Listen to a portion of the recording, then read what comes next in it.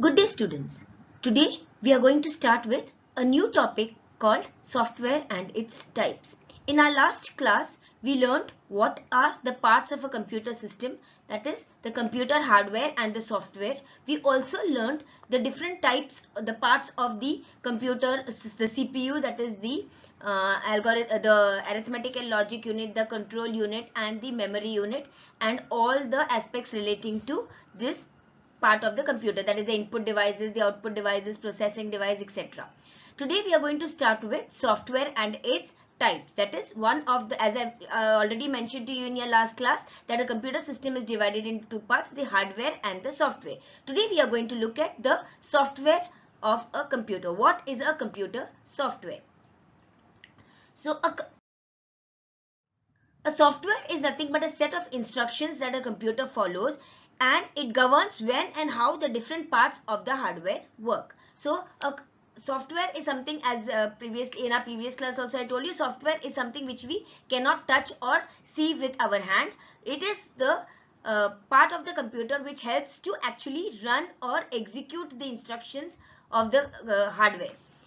So a software is a set of electronic instructions that tell the computer how to do a certain task. A set of instructions is often called as a program.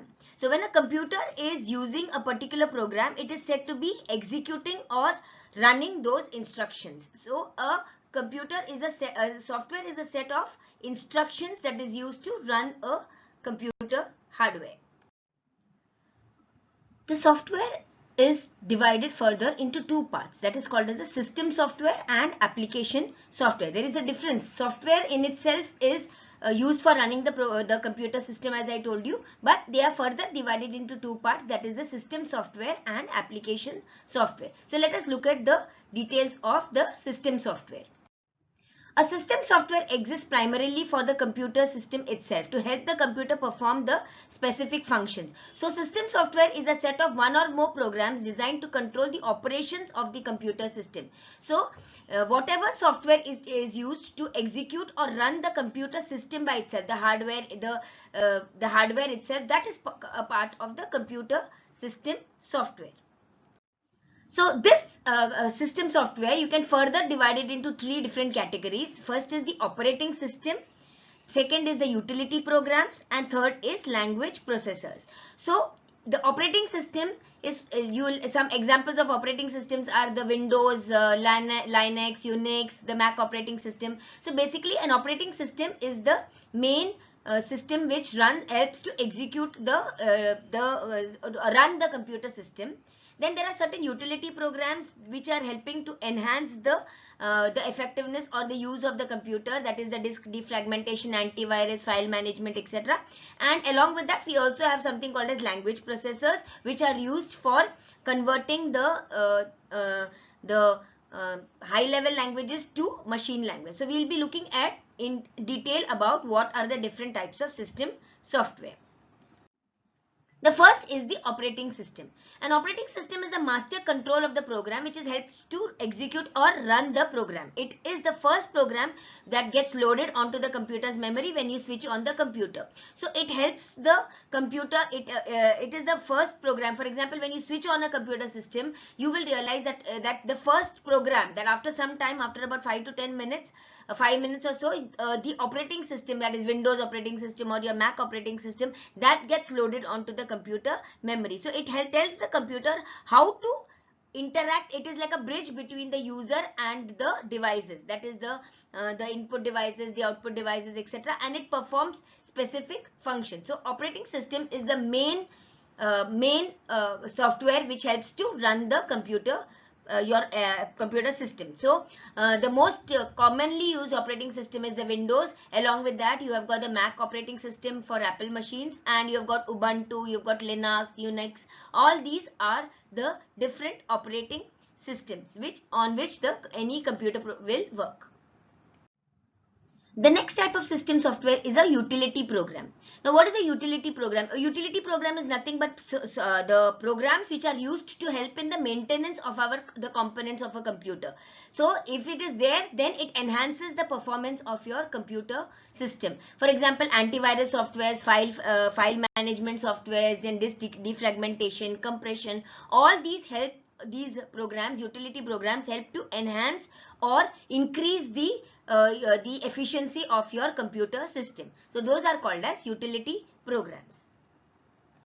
So let us look at some of the utility programs. For example, antivirus. This is the most commonly used utility program. It helps to detect and remove or eliminate viruses and from your computer system, and it helps to enhance the performance of your computer. It helps to keep your computer software and your hardware safe. So for example, Norton antivirus, McAfee antivirus, all these virus programs help to eliminate, or they even help to keep a firewall between the computer system and the virus attacks. Next is the file management tools. For example, sorting, searching files, folders, etc. can be done very easily if you have a file management software. For example, Windows Explorer. It helps you to search for or to sort or to get your files properly. To manage the files and folders on your computer system, you can use a file management utility software. The compression utility program is a program which helps to reduce the size of very large files. You know that when the size of the file is very large, then it occupies a lot of space. So a utility program or a compression program helps to reduce the size of that file. For example, WinRAR, WinZip, all these help to zip the file into a smaller size so that more storage space is available. The next one is the backup options. The backup or utility program, it helps to keep a backup or a copy of your data on the system, and in case by any chance your data is lost, then it helps to retrieve the data from the last backup date. So there is a less chance of your file getting, your data getting lost. So this is the backup option. The next one is your disk cleaner. Now the utility, this scans for and files that are not being used for a long time, or they occupy a large space, and it prompts you to delete these files so that more disk space is available. So a disk cleaner is often used to clear up the spaces of files which are not being used for a long period of time. You can clear those, or those file sizes which are very large and you don't want them, you can delete them with the help of a disk cleaner. The next one is a disk defragmenter. Now, when a file is stored in a computer, then it is sometimes scattered and stored in different locations, and loading of such files take a lot of time. So when you run a disk defragmentation program, then it rearranges the files in the free space available so that the files are stored in a continuous and free space, and it is consolidated into one block. So this helps to speed up the access, the disk access and the files get loaded in a faster way. So the disk defragmentation utility program helps to reorganize the files together in one space so that they get loaded faster. So these are some of the utility programs which are available, which help to enhance the performance of your working of your computer system. That is the antivirus, disk defragmentation, the backup, and the disk cleaner, etc. These programs help to enhance the working of your computer program or your computer system. It works along with the operating system.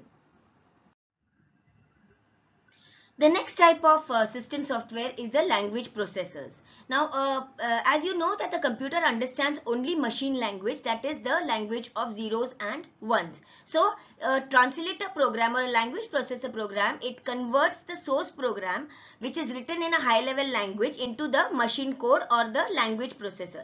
Now, this program translates machine code, the object program, the source code into a machine code, and this is called as the object program. So the source program is called as the source code, and the converted program is called as the object code. So this way high level languages are converted into low level languages or machine languages with the help of language processors. Now these language processors are divided into three parts: the assembler, compiler, and an interpreter. Now, an assembler is a program that translates assembly language program into machine language. Now, assembly language programs are programs which are written using mnemonic codes. These are coded languages, and these assembly language programs get converted into machine language with the help of language processors called as assemblers. The next is called as a compiler. A compiler is a program that translates a high-level language into machine language. For example, a language like C or C++ that gets converted into machine language. C language is a language which is written in high-level language. C, Fortran, Java, all these are the languages which are converted using a compiler. And the next one is an interpreter. Now, this program translates a high-level language into a low-level language, but it does it line by line. In case of a compiler, the entire program is compiled and converted into machine language in one stretch, whereas in case of an interpreter, the same high-level language gets converted into machine language, but it does one by one line at a time. So, the moment it encounters a problem at one line, it stops it, and we can go and change that the error which has been which it encountered at that point of time. So, line by line execution is done by an interpreter. For example, the Visual Basic interpreter, this does interpretation or converting from one line to the other. So, this is called as the difference between a compiler and an interpreter. A compiler does it, converts the whole program into the machine language at one stretch, and then later on all the errors are displayed. Whereas in case of an interpreter, it converts line by line, and after each line, if there is an error, you can change it at that point of time. So that is the difference between a compiler and an interpreter. But all the three of them, an assembler, a compiler, and an interpreter, the three of them, the main function is to convert source code, that is the language written in the programs written in high level languages, into machine languages. That is the language which the computer understands. Now that we have understood what is a system software, that means the software which is used to run or execute a computer system, let us go on to the next type of software, which is application software. Now, application software tells the computer to produce certain information. So it tells the computer to accomplish a particular task that needs to be that is used for the user. For example, creating a document or editing a graphic image, etc. Application softwares are designed for executing a particular type of work or a specific application. For example, MS Office suite is there. In that we have got different types of softwares, that is the Word, PowerPoint, Excel, etc. Or you have got Tally, or you have got certain types of other application softwares like designing softwares or graphic softwares. So all these are softwares which are used by the computer user to achieve a particular task or to do a particular application. So that all those softwares come under the preview of application software. So for example, the word processing software, spreadsheet softwares like Excel, database softwares like Access, presentation software like PPT, certain graphic programs, networking software, web designing softwares and browsers, internet applications, multimedia softwares, educational and games programs, all these which do certain specific tasks or applications come under application software. They can be used on any computer, and you can achieve the task that you want to do, you can do using any of these application softwares. But operating system or the system software is common for all the computers. Whichever computer you use, it should have an application, the operating system, as well as the certain good utility programs for it to work properly. So application software is user defined. That means it is according to the user, whichever application software he wants to use, he can use it for his need. So the application software are further divided into two parts, that is the packages. So packages are the customized packages or generalized packages. So under a customized application package, they are according to the use or need of the organization. So for example, a particular organization has a particular payroll system, inventory control, attendance system, billing system, reservation, all these type of softwares which are exclusively made or custom made for a particular user. For example, let's take a school. each school has got a different type of fee system, or a different type of attendance, or a different type of timetable, etc. So a specific application software which is used for a particular organization, for a particular school, or for example a particular shop like D-Mart, Big Bazaar, all of them have their own unique type of systems which are designed, or packages which are designed for their specific use. So such type of packages are called as the customized packages. They are customized for a particular organization. Whereas there are certain other software like generalized softwares which can be used by anybody. They are not specifically designed for a particular organization. For example, Tally or Access or Excel or Word, PowerPoint, these are all generalized packages which can be used by anybody. So it is not exclusively customized for a particular organization. So this is the difference between application software which are customized or which are generalized. But basically an application software helps to perform the tasks that a specific particular type of task. So finally, let us have a small little revision about what we have learned today in today's class. That is software. It is divided into two parts. That is the application software, system software. You also have the utility software. So under the system software, we have got the operating systems and the language processors. Then we have got utility softwares, as I told you. That is the different types which help to enhance the work of the computer. That is your disk defragmentation, backup, and antivirus, etc. And under the system software, that is the operating system, the main part of the computer, which the main software, that is Windows, Unix, and Mac operating system. Then we have got a language processors, that is your compilers, interpreters, translators, etc. Then under the application software, we have got two types. Application software, as I told you, is only for a specific application, and under that we have got the generalized category. That is Word, Excel, PowerPoint, Tally, or some graphic softwares, GTP desktop publishing softwares, etc.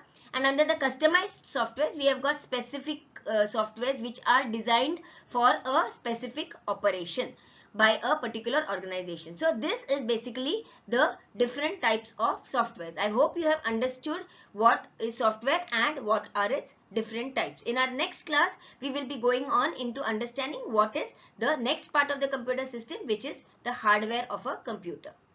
Thank you.